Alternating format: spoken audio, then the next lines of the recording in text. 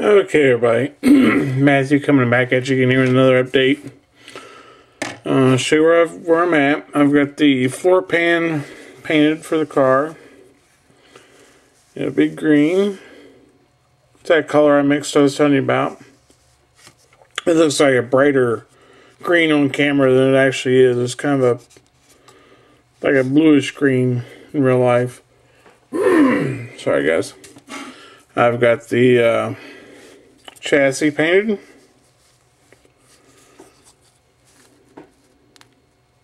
Starting to put the front end together. I've got the back end ready to go on, which would be here. And this is in gunmetal. And just various parts. Still working on the motor. You can see there I've got me a throttle cable run now. So I've got to drill a hole through get up here where we can see it, through the firewall, and get that put through the firewall. So I'll have a throttle cable now. And there's still quite a bit more detail I want to do to it. Still want to get it wired. Still waiting on a distributor to come for that. So when I get that done, get the heater hoses and all that stuff put on. I want to wire the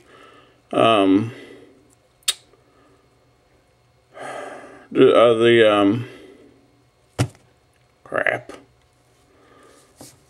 Memory loss sucks, guys. Alternator. Sorry. The alternator. I want to get that wired. On the photos online, it's got 3 wires coming off of it. One of them would be right out of this red decal is here, which is falling off because I don't have decals set. I've got some coming, but I don't have it here yet. So I've got that going. I've got the shocks and stuff, all ready to go on. Just parts and pieces, but one thing I want to show you here real quick is they always say to paint the, let me move you forward here a little bit, the carburetors on cars gold. And I've never seen a gold carburetor. So I've got my own color that I use, which is actually, funny enough, is gold. But I use gold leaf. I have it pre-mixed here. I use gold leaf. And then after that's dry, I go over it with titanium silver.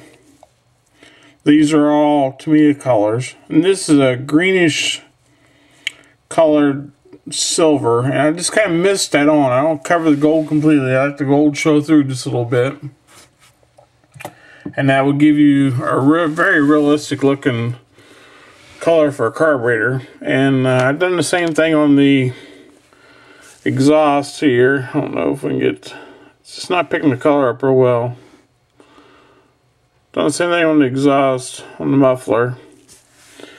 But I've got the radiator here. You can see how gold, I mean it's very, very gold. So I'm going to turn around here real quick and spray that with some titanium so you can see it and watch it change. And then that should do us for today. So let me spin you around here. And I apologize up front for the noise from the compressor. It'll probably be noisy. And I'm just sitting here watching Rick Howard at the moment, Diesel Demon. So I'll give him a little plug. So that's what I'm doing. So we'll get you turned around here and turned up into the booth. Now you can see how well this booth is working. I know I keep harping on the booth, but I've sprayed quite a bit of stuff so far. And you can tell there's really nothing, there's just a little bit along the edge of the wall. I mean the spray does not even make it to the walls of this booth. It all seems to get pulled in right there because I'm spraying from, from here. So that's as far as it makes it. And I'm still on my original filter. And it's getting very black. I probably need to change it. But, so I'll get you going here. I still gotta get that stuff out for Clay Chevy, the question he asked me about the booth. So let's shake this up just a little bit. And we're using the Iwata Neo, which I still have mixed feelings on, but that's what we're using. So put a little bit of that in. Now we'll get the noise going, guys. Hopefully I'm in where you can see.